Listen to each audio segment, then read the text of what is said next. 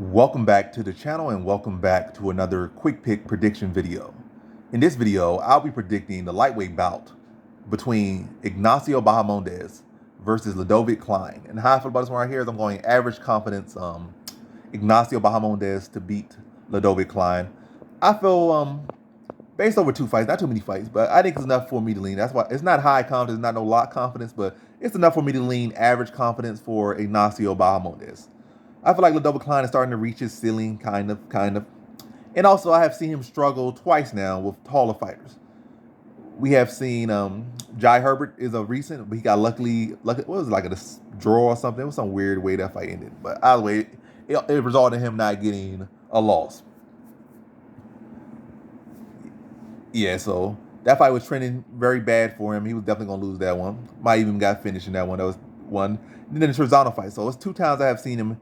We have struggled with length and not really have been able to adjust to that. And also going to with Jai Herbert, you kind of thinking about the route, he's going to wrestle him. He can wrestle him. I've put Ludovit Klein in that category of fighters that, they can wrestle, they can show some decent wrestling. But I say his wrestling defense is more impressive than his wrestling offense. As far as when he take you down, no real good ground and pound, no submission threat, no real great control. So he's kind of in that category. And I feel like Bahamondes should be able to deal with that. And then should be able to take advantage of that. The fact that Klein does not deal well with length or length disadvantages, length disadvantages or non-advantageous reach disadvantage or whatever. But yeah, it's definitely the wrestling definitely there, but not enough. The wrestling not enough for Ludovit Klein. But there is a clear history of him struggling with length and tactical strikers, which Bahamondes is.